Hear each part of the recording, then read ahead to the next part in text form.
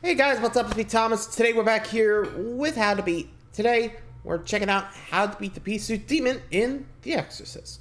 By the way, this is the original classic, so we're dealing with Pazuzu. So here we go. This is going to be interesting.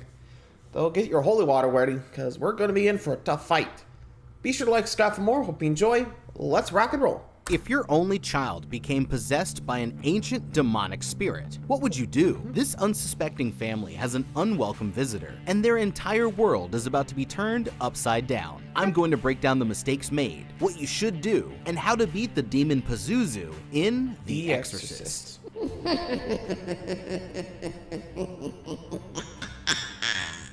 There's something evil about to be uncovered that should have stayed buried. At a dig site somewhere in the deserts of northern Iraq, this priest and archaeologist, Father Marin, gets word from one of his helpers that they've found something that he needs to see. Searching through the rubble, he uncovers a medallion of Saint Joseph that doesn't seem to come from the same time period, as well as a strange, demonic-looking stone idol. He doesn't realize it yet, but he's just made the most dangerous discovery of his life. A few days later, he ends up having to take some medication to help with his anxiety while he's eating at a restaurant. Clearly, things haven't been going so well since he found the artifact. Marin decides to head back to the United States, but first, he stops by the team's office to let them know that he'll be leaving. While there, as he's taking another look at the idol, the clock on the wall mysteriously stops working. Making his way out of the city, he's nearly run over by a speeding horse carriage, but stops just in time. It's starting to look like something powerful must be out to get him. Before leaving the country, Marin returns to the dig site one last time. There, high above the rest of the ruins, he sees that they've uncovered a large statue with claws, sharp teeth, and two pairs of bird-like wings. Okay, Father Marin here needs to be careful. He might not know exactly what he's just released, but if he's paying attention, then the recent unexplainable events and string of bad luck that have been following him ever since he found that stone artifact should be clear warning signs that he's under attack by a demonic spirit. Now, when you're going toe-to-toe with a demon, one of the most important pieces of information is to know exactly what it is you're up against. Marin here doesn't have access to the internet working to his advantage, which means that, unfortunately, a simple Google reverse image search of the object isn't going to be an option. However, as an archaeologist, he does have access to knowledge about the ancient cultures which he's studying. So by doing this research, he could start to put the pieces together. The dig site where he's working is an ancient Mesopotamian city known as Hatra, which historians believe was founded sometime during the 2nd or 3rd century BC. Knowing this, Marin could search through any available research covering the gods and demons that were important to this culture, and by comparing their physical descriptions to the item that he found, it wouldn't be long before he'd realize that the head belonged to the demon Pazuzu, an extremely powerful entity and the king of the evil wind demons. Pazuzu's described as having a dog-like body covered in scales instead of fur, the tail of a scorpion, the wings and talons of a large bird, and the horns of a gazelle. That's an intimidating look, but according to ancient beliefs, Pazuzu could actually be helpful or harmful to humans, although it looks like Marin has definitely ended up on his bad side. Trouble seems I wonder how you're supposed to get, like, Pazuzu on your good side. Like, seriously. The fact that this guy is, like, can help or harm you depending on what you do, or in this case, this guy's, like, I don't know, like, did he disturb his sleep or something? I mean, I get it, but still, what the heck? Well, anyway, let's see if there's a way to get him back on our good side before, possession happens. To have started when Marin accidentally released old Pazuzu here from his cave. Based on the medallion of Saint Joseph that he found nearby, it seems like another group of priests once visited the site long ago, and possibly encountered the same demonic spirit before doing what they could to seal it away underground. While your first instinct in this scenario might be to just take a sledgehammer and pulverize the artifact into dust, Don't do this that. ruins the risk of unintentionally making the demon even more angry and powerful. So it's probably better to take a more calculated approach. Instead of fleeing back to the States and hoping for it all to just blow over, what Marin really needs to do here is swipe the idol from the team's office and bring it right back to the cave where he found it. After burying it deep underground and leaving a warning for others to never excavate that particular area again, he should consecrate the ground by using holy water and salt, which should hopefully keep the demon at bay for at least another several hundred years. Then, it's time to start having his assistants be the ones who touch any unknown objects first, or just retire from archaeology altogether and find a nice house down by the beach. Yeah, to honestly, I think I would have peacefully just settle put it back down, in the while cave. being sure to always look both ways whenever he crosses the street, just in case. After all,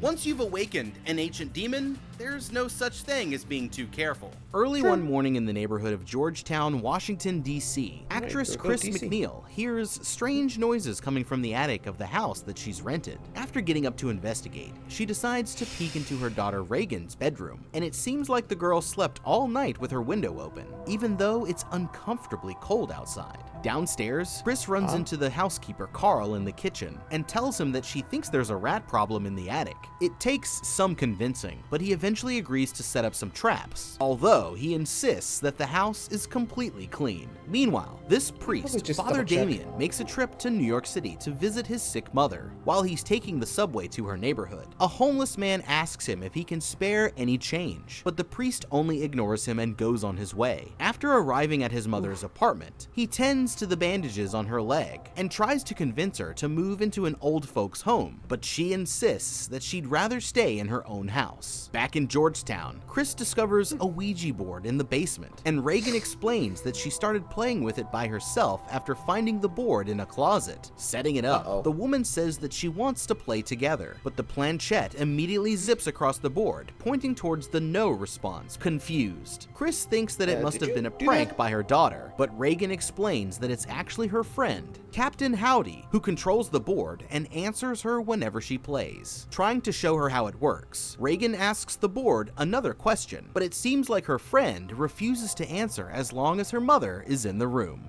Okay, this is not good. These days, no kidding. most people don't believe in demonic possession, but whether you're a believer or a skeptic, could you spot the warning signs before it was too late? Demonic attacks usually come in 3 stages: infestation, oppression, and finally, full-blown possession. The victim first must invite the demon in, which can happen in several ways, like deliberately speaking an incantation, participating in a seance, or even playing with a spirit board. Once the doors open, stage 1, infestation can begin. Here you'll start to experience strange smells, furniture moving without being touched, and unexplainable sounds and visions. Next up is oppression, where the victim comes under physical attack, with the demon negatively affecting your life in any way that it can in order to break down your spirit. And finally, there's possession. This one's hard to miss because by now, someone's crawling up the walls and vomiting green slime. Time to break out the holy water. Now, you know how to spot a demonic attack, so be careful out there and always keep that door to the other side shut. Now let's apply this knowledge to what's going on with Chris and Reagan here, starting with the noises in the attic. Although rats might seem like the most logical answer, something tells me that there's really a much bigger problem. It might be time for Chris to go up and have a look around for herself, and if she doesn't see any signs of wildlife like her housekeeper says, then she should seriously consider that there could be a more supernatural explanation, since strange knocking sounds are one of the most well-known warning signs for the early stages of demonic activity. If the noises from the attic were the appetizer, then Captain Howdy and the Ouija board are definitely the main course. Something that isn't Reagan or her mom clearly moved that planchette over the word no, the instant that Chris tried to get involved. And for anyone with even the tiniest bit of common sense, that's a one-way ticket to Red Flag City. Right now, the girl's experiencing the infestation stage, and by using the persona of Captain Howdy, the demon is trying to get the permission that it needs to really get this party started. What Chris needs to do here is burn that Ouija board. Despite what he says, Captain Howdy is definitely not her friend. Also, it couldn't hurt to call in a paranormal expert, or search the house yourself for any other objects that might act as a conduit for evil spirits, and get rid of those while you're at it. Hopefully this will cut things off before they go too far, and if the sounds keep happening or another Ouija board somehow shows up in the closet, then they'll know for sure that they've got a serious problem on their hands. After getting... Yeah, honestly, like I said, as soon as I heard, like, wait, you've been playing this for weeks now? Well, not anymore. Yeah, don't do that, kid. Jeez. Like, I'm sorry, but I think we all agree, never play with the Ouija board alone, okay? I think that was actually one of the rules of the game, or at least of the board itself. Don't play it over grave, never play it alone, and always say goodbye. At least that's what I remember from, like, the Ouija board movie. I'm not sure that's actually the rule, but, I don't know. Actually, are those the rules of a real-life Ouija board, or was it just from the movie? You guys let me know. Anyway. Getting home, Damien and another priest get together for some drinks at the bar. While they're talking, he confesses that he regrets moving to Washington and leaving his mother behind, saying that he's become overwhelmed with his job and starts to feel like he's losing his faith. Late at night, Chris receives a call that she's needed on set and gets up to start getting ready. Looking over, she notices that Reagan was lying next to her, saying that she couldn't sleep because her bed was shaking. On her way out, Chris hears more noises coming from the attic and decides to have a look for herself. After seeing that the light switch doesn't work, she lights a candle and climbs up into the darkness, where she starts searching between the rows of old furniture, looking for any signs of trouble. Instead, all that she finds are some of Carl's rat traps, noticing that the bait was never even touched. Just then, she hears a noise from somewhere behind her, and the candle suddenly goes out in a huge burst of flame. At the same moment, she's frightened by Carl, who comes peeking up through the hole in the floor to point out the lack of rats. Meanwhile, across town at the church, the priest comes in to set up some flowers for the mass, only to find that the statue of Mary has been bizarrely desecrated in a way that looks similar to the statues of the demon, and also the arts and crafts that Reagan has been making in her basement. Chris decides to take Reagan to see the doctor, and while she's having some tests done, the girl briefly has a vision of a pale, demonic creature. That's when the demon's influence begins to take over, and she starts behaving strangely, shouting at the doctors and refusing to cooperate. Calling Chris into his office, the doctor says that he believes Reagan is suffering from a nerve disorder and prescribes the girl Ritalin to see if it will help. He suspects that Reagan's symptoms could be stemming from feelings of depression after her father left, but admits that psychiatric work is out of his field. Before she leaves the office, the doctor asks Chris if Reagan has been known to swear, and although her mother says that she doesn't, he tells her that the girl was cursing like a sailor throughout her whole exam. Still, he recommends that they hold off from visiting a psychiatrist for at least a few weeks, so that they can see how the medication performs.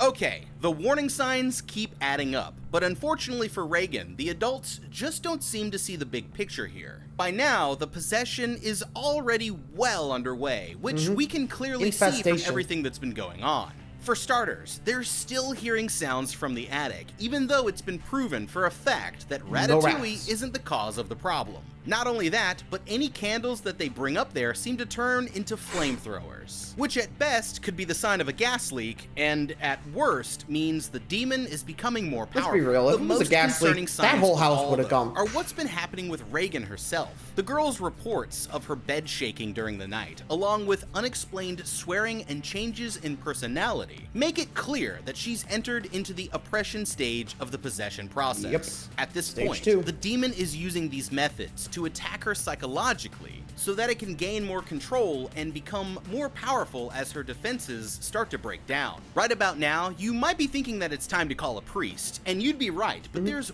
one big problem. Reagan and her mother are stuck in a tough spot because even if they realized the truth about what's happening, then they'd still need to exhaust all of their more traditional options before the church will approve them for an exorcism. They're not making much progress with the doctor, and he isn't willing to refer them to a psychiatrist just yet. But they might be able to speed up the process by going to a psychologist instead. In the simplest terms, the difference between a psychologist and a psychiatrist is that only a psychiatrist can prescribe medication. While you do need a referral to see a psychiatrist, you do not need one to see a psychologist. And so they might be able to override the doctor here by going straight to a psychologist for themselves. At this stage, no medical professional is going to be much help. But the point is to be able to prove that you've at least tried looking at all of the logical explanations before making your case to a priest. In the meantime, there are a few things that Chris could try for herself to get a better understanding of what's happening.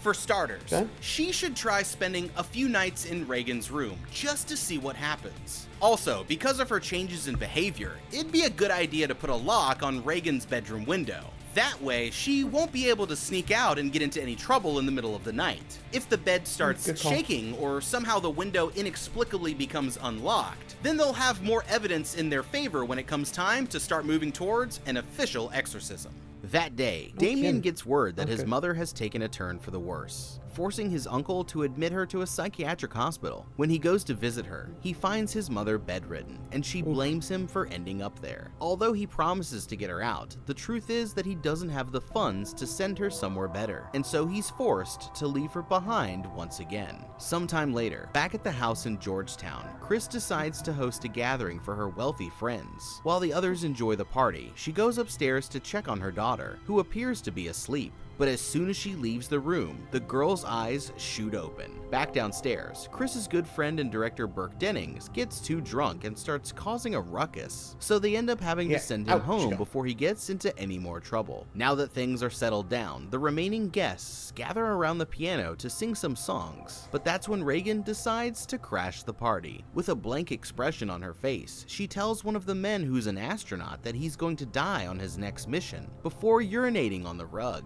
Chris takes the girl back up to sleep, but as soon as she starts walking downstairs, she hears screaming and crashing coming from Reagan's room. Running inside, Chris sees that the entire bed is shaking as if being violently attacked by some unseen force. The girl begs her to make it stop, but there's nothing that she can do. Meanwhile, Damien's friend, Father Dyer, goes to visit him at his apartment. The man's torn up about not being there for his mother when she died, so Dyer chats with him for a while before tucking him into bed and heading out. While sleeping, Damien has a nightmare where he sees his mother climbing up from a subway entrance and silently begging for his help, before turning around and going back into the tunnel, with brief flashes of the same demonic face that's been appearing to Reagan showing up in between. The next day, Chris takes Reagan for another visit to the doctor, where the girl becomes increasingly violent, swearing and spitting at the man while he tries to give her a sedative. Once they finally get things under control, he explains that the symptoms could be caused by damage to her temporal lobe.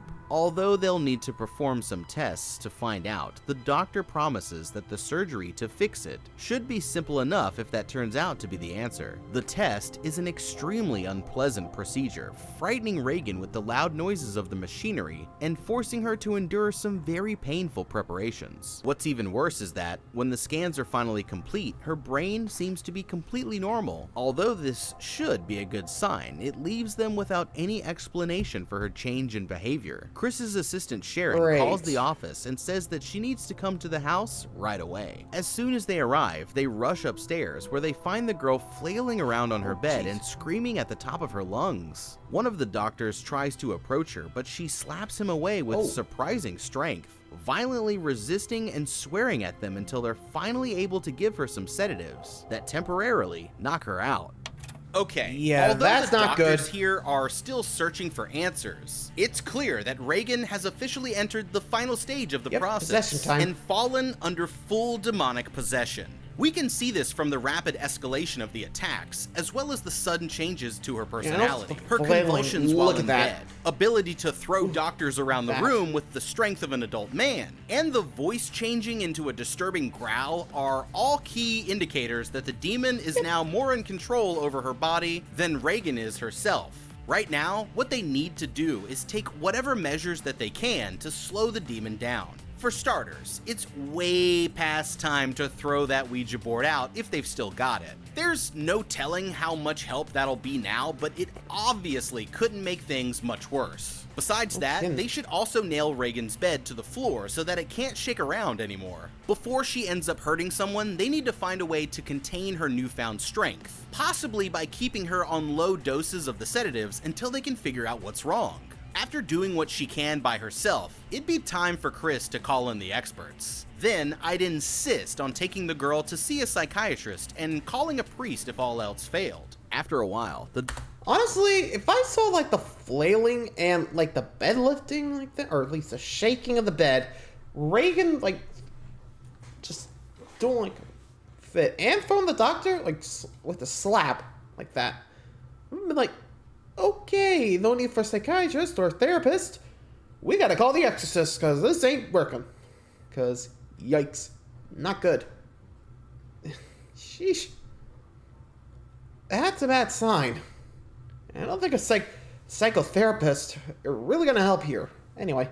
The doctors exit the room looking like they've been going through it, and explains that they believe that the girl is showing this strange increase in strength as a reaction to the extreme stress that she's been feeling. They're still convinced that it's a problem with her temporal lobe, which causes Chris to completely freak out, furious that that's the best explanation that they can come up with. Before turning the case over to a psychiatrist, the doctors say that they want to run one more type of test, which should either catch what they missed on the first time around, or at least help to eliminate some other possibilities. With no other choice, they take Reagan and hook her up to another frightening machine, but the scans come back as completely normal once again. Unsure how this could be possible, the doctors finally suggest that they reach out to a psychiatrist. When Chris returns home, the lights in the house are flickering and the phone is ringing, but when she picks it up, there's no answer. Not only that, but the house is completely empty, with her assistant nowhere in sight. Heading upstairs, she finds Reagan asleep in her bed, and the bedroom window sitting wide open despite the cold. Just then, Sharon returns, explaining that Burke had stopped by while Chris was out, and so she left him to watch Reagan while she ran to the store for the girl's medication. But while they're talking, the doorbell rings. It's another of Chris's coworkers, and he tells them that Burke was found dead after taking a fall down a large outdoor staircase next to the house. Horrified, Chris takes the news incredibly hard, but there's nothing that he can do but leave.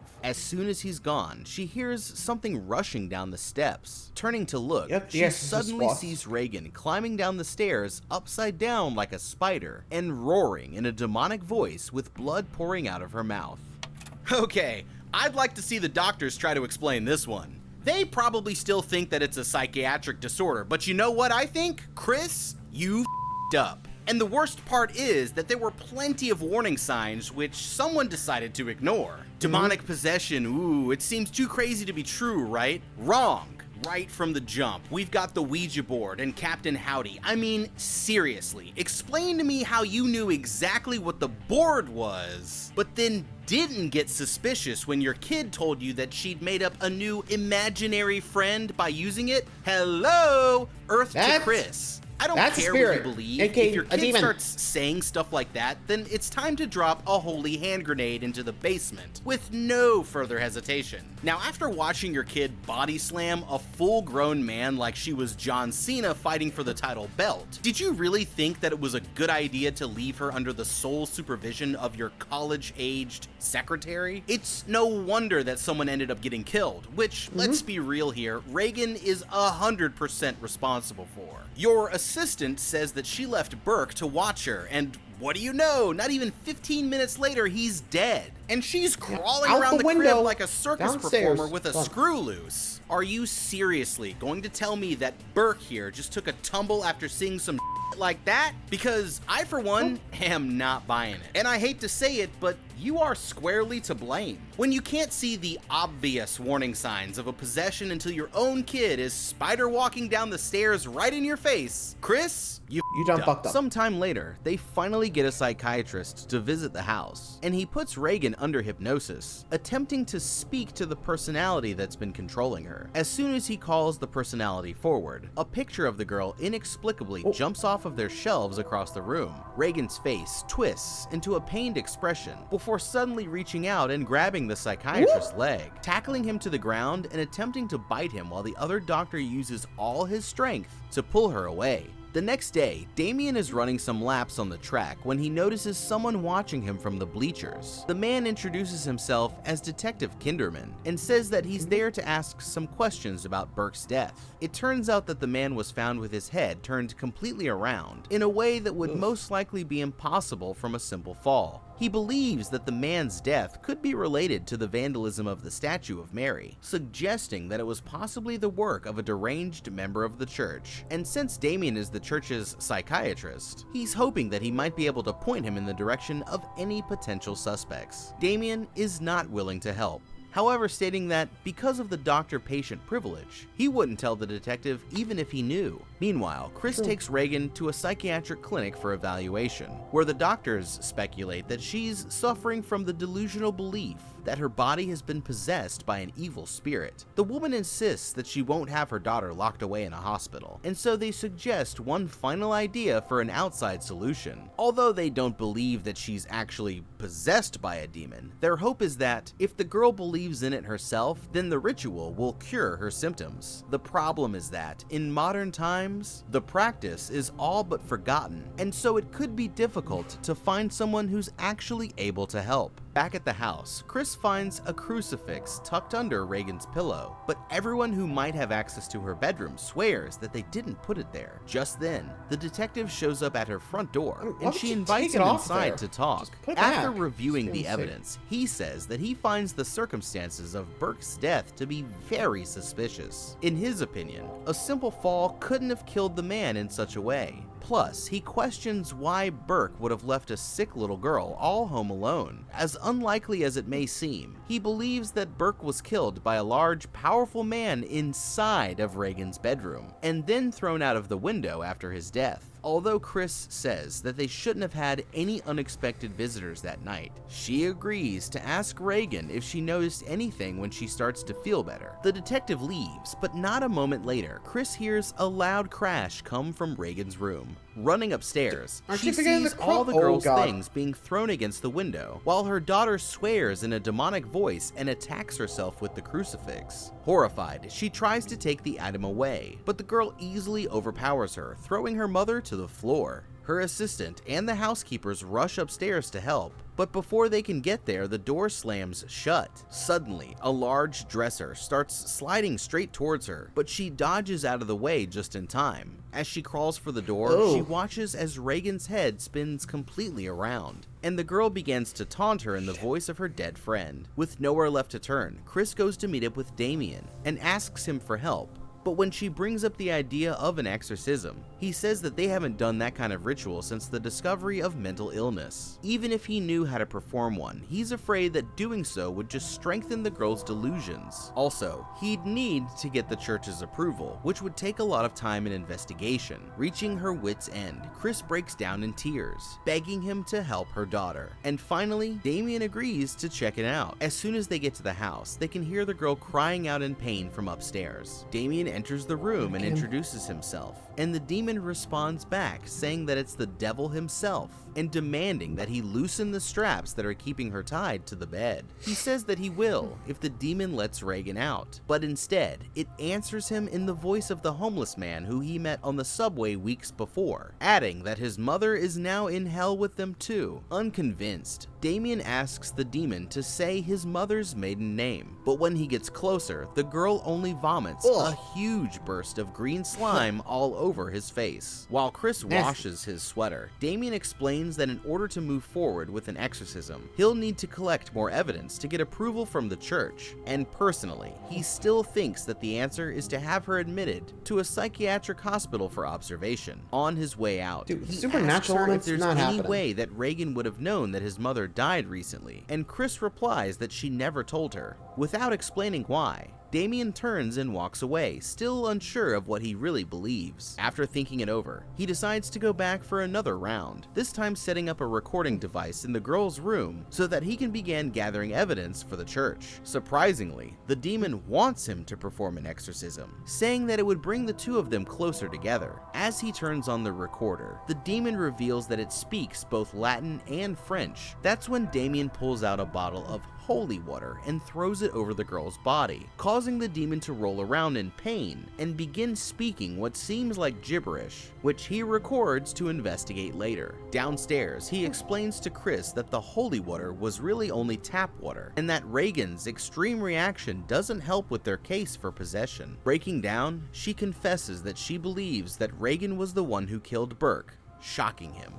Okay, this guy's got to be joking, right? After everything that he's seen, he's really still not sure if this girl's possessed by a demon? What's it gonna take to convince him? A written confession from Beelzebub himself? I don't know. Reagan saying that she's the devil and responding to the fake holy water are his only 2 points of it being a genuine case of possession. But both of these could easily be a trick by the demon to gaslight him into thinking that it isn't real. Let's not forget that it can mimic the homeless man from the subway's voice, somehow knows that his mother died, spits green slime, opens drawers with its mind, possesses superhuman strength, speaks Latin and French, and may have actually killed a guy. That's a pretty tall order for a 12-year-old girl with an undiagnosed psychiatric condition. It's clearly time for an exorcism. But since that's exactly what the demon seems to want him to do, Damien needs to be careful that he's not walking right into a trap. Now that he's got some evidence, he needs to start taking this seriously and make his case to the church, so that he can bring in some reinforcements before getting into any more confrontations with Pazuzu.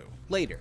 Yeah, honestly, if I was there and that demon was like, yeah, I want a possession so we can get closer together, you know, like the way it said it, I think I would have been like, okay, I mean, that's later.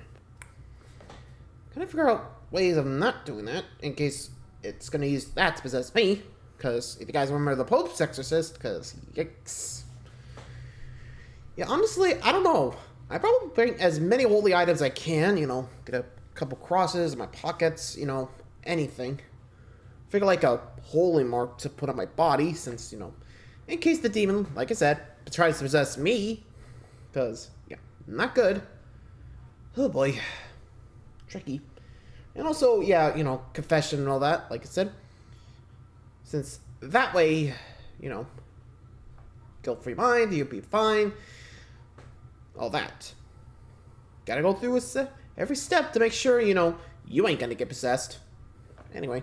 Damien plays back the recordings to a colleague, and the man points out that the gibberish is just English spoken backwards. Reversing the tape, he hears the demon speaking clearly, including repeating the name Marin several times. While listening again back at his apartment, he gets a call from Chris's assistant asking him to get to the house as soon as possible. When he gets there, Sharon comes out to greet him by the gate, telling him to be quiet because she doesn't want to wake Chris. Leading him upstairs, they come to Reagan's room, where they find out that it's inexplicably cold. The girl appears to be on the verge of death, and worst of all, the words "help me" have appeared as scars on her stomach. In the morning, Damien goes to his superiors at the church to ask for their permission to move forward with an exorcism. After reviewing the evidence, the man agrees, but only on the condition that they call in a more experienced priest to back him up. His superiors talk it over and finally decide that Father Marin is the man for the job, saying that he performed the ritual once before many years ago in Africa, although doing so nearly cost him his life.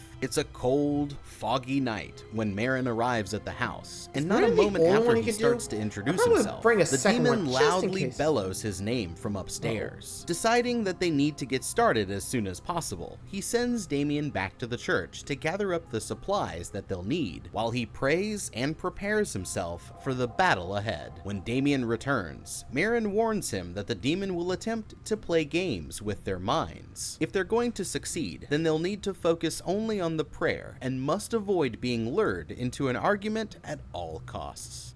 Okay, they need to just hold the phone right now. From his recordings, Damien knows that the demon was specifically looking for a priest named Marin, And now that the guy's actually here, you'd think that that'd be something that he would mention. A simple, hey, just so you know, that demon up there was speaking your name backwards a few nights ago, would have done the trick. And if nothing else, I'm sure that the old-timer would have at least appreciated a friendly heads up. That's not to mention that it shouted his name the minute that it walked in the door. I'm just gonna go out on a limb here and say that that was probably a bad sign. Although, since the demon clearly has some unresolved beef, the best bet might be just to finish things here and now, before it tracks him down when he's even older and not as sharp. Since they know that the demon's main strat is to mess with their heads, before going in, Damien and Marin should each confess anything negative that might be on their minds.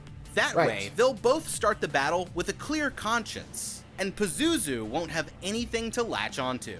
They've got what they need to protect themselves from spiritual attacks, but don't forget that the demon likes to get physical when it can. It might seem silly, but I'd suit up in some riot gear before going in there. That way, I'd also be well protected if Pazuzu decided to throw some hands. It's officially time for the big showdown. Hopefully they can rescue Reagan before her time runs out. Inside. Also, probably would try to get like a mouth guard or something. So, I don't know, some tape, because, like you said, mental attacks, so, hey, as long as there's a nose, she should be fine. Though, I think I would also put like a little air hole. Like, okay, so, I know it's kind of rude, but I think I would also put some tape over it, just boop, boop, boop, some air holes, so that way the demon can't taunt me through Reagan, so, blah, blah, blah. Actually, I'm nervous about that, so, since, I don't know, the demon might just refuse to breathe through the nose, which, actually, now I think about it, didn't she have, like, a ventilator through the nose for a second there? I don't know. I noticed that earlier, but would it be easier just to tape the mouth shut and just get, like, some air pumps going through the nose, so that way, demon can't hold the breath? At least it's what I'm thinking. Anyway, gotta think all the angles through. The room. Here we go. The demon is already waiting and starts swearing at them as they prepare the ritual. Marin commands it to be silent, throwing holy water on the girl's body. As soon as he begins the prayer, the demon hawks a huge loogie of yellow snot onto Marin's face, but he wipes it off and continues unfazed. Nice. Pressing forward, the two men continue reciting the prayer, which is when the demon turns its attention to Damien instead, taunting him about his mother's death. Just then, the girl's entire bed begins to levitate, and Damien forgets his place in the prayer, shouting. Marin snaps him back out of it, and they continue as the bed slowly returns to the ground. Marin places his stole on the side of the girl's head, and she begins vomiting more of the strange green slime. Raising his voice, he commands the demon to leave the girl's body as furniture crashes all around the room, and she rotates her head completely around on her shoulders. Suddenly, the entire room starts to shake, and the straps on her wrists tear off as she floats up into the air. Throwing holy water over her body, the priests shout over and over, trying to push the demon out, with Damien rushing over to reattach her straps the moment that she lowers back down to the bed. As soon as he turns away, Reagan jumps up and punches him in the back of the head, knocking him to the floor. Just then, the whole room shakes again, throwing them both to the ground. Looking up, they see Reagan kneeling on the bed, waving her arms in the air, and, to Marin's horror, an image of the huge demonic statue appears in the room. After finishing the prayer, Marin suggests that they take a break and start again after they've gotten some rest. Outside, the two gather their thoughts, and Marin explains that the demon is trying to get them to lose faith. Excusing himself, he heads into the bathroom where he takes some of his medication. Meanwhile, Damien decides to enter the room on his own, where he sees a vision of his dead mother sitting in Reagan's bed. The demon begins speaking to him in his mother's voice, causing him to break down into tears, and Marin realizes that he needs to leave right away. Pushing Damien out into the hall, he closes the door to continue the exorcism by himself, but that was his biggest mistake. Okay, this is their last chance to get this Again, right. would I have so like far, priests like just the on demon standby in case one needs to step out? Fight, but the priests are going to need to get creative if they're going to save Reagan in time. Whatever they decide to do, it's obvious that either one of them going in there alone is an absolutely horrible idea. They know that the demon wins by playing mind games, and there's a very good chance that convincing them to split up was all a part of its plan. They need to stick together, because that way they'll at least have the option to use the other guy as a meat shield if things start to go horribly wrong. The priests have tried their methods, but the truth is that things don't seem to be going in their favor. Now, if Father Merrin had done his research back at the dig site and identified Pazuzu as the demon that they were fighting, they'd have the option to take a more creative approach. Here's what I'm thinking. Pazuzu may be powerful, but it's important to remember that he's not the only demon in town. According to historians, on the reverse side of some amulets and statues bearing Pazuzu's image, it's not uncommon to see a depiction of one of his counter-spirits, a protective beast known as Ugalu. Despite his, let's say, intimidating appearance, with the head of a lion and the talons of an eagle, Ugalu is actually one of the day demons, making him a friendly spirit to humankind. He's said to intervene just before a disaster, like saving a person from an early death. And in relation to Pazuzu, Ugalu works as a counter for the demon's bad side. All things considered, he looks exactly like the kind of help that Reagan and the priests could use right about now. And they don't seem to be coming up with any better ideas as it is, so it probably couldn't hurt to at least give it a try, as long as they're careful to not accidentally make matters worse. Downstairs, the doorbell rings, and Chris sees that it's the detective. After praying for a moment, Damien returns to the bedroom, only to find Merrin laying dead on the bed with the demon sitting over him. Running to his side, he gives the priest CPR, but it doesn't work, and he realizes that the man is gone. Furious, Damien tackles the girl to the floor, and in the scuffle, she manages to pull the medallion of Saint Joseph off of his neck. With no other choice, he shouts at the demon to take him instead, and immediately becomes possessed by her spirit. He begins reaching for the girl in an attempt to kill her, but at the last moment, Damien regains control, hurling himself out of the window and down the stairs outside, where he collapses to the ground, dead. By the time Chris and the detective make it to the room, it's already too late for the priests, but Reagan herself seems to have finally been set free. As a crowd gathers around, Father Dyer runs over to Damien, asking him if he'd like to make a final confession before the end, but the man doesn't answer, having already passed on. Some time later, Chris is completely packed up and ready to move on to their next house. Her assistant hands her the medallion of Saint Joseph, explaining that she found it in Reagan's room, and the two hug, saying their final goodbyes. Outside, Father Dyer comes to see them off, and Chris tells him that Reagan doesn't remember anything about what happened, the girl now seemingly completely back to normal. After noticing his collar, Reagan leans in to give the man a kiss on the cheek, although she isn't sure why. As they're driving away, Chris stops the car and calls him over, handing him Damien's necklace, but he tells her to keep it instead, and waves goodbye to Reagan as the car disappears down the road. After taking one more look down the stairs, Dyer turns around to walk home when he notices the detective standing at their gate. The man asks about Reagan, the two of them deciding to get lunch together as they start to become friends. But what would you do? Yeah, like I said, when it comes to like possessions and demons, like as soon as after that first one, I think I would have called the church to be like, hey, yeah, can you get someone down here stat? We're gonna need to back up. Like, I don't get why they just stick around, like, you know, to make things more easy for the demons, since, you know, they're already weary. So if a lot of your people are really starting to be affected by the demon, always have backups just in case. I mean, bring the father in, bring another bishop just in case, you know. Just saying, sometimes it's better to have multiple exorcisms, or at least multiple exorcists on standby, just to make sure, you know, in case this demon's really powerful, you got backup in case things go wrong. You know, just swap them in and out in case. You know, I also have like a mic just in case, so in case they need to do switch out, they don't lose their place in like the prayer, like Damien accidentally did. Just saying. Always important to make sure. Well, anyway, there you go. Let me know what you guys think. How would you guys beat the Exorcist? Till next time, see ya.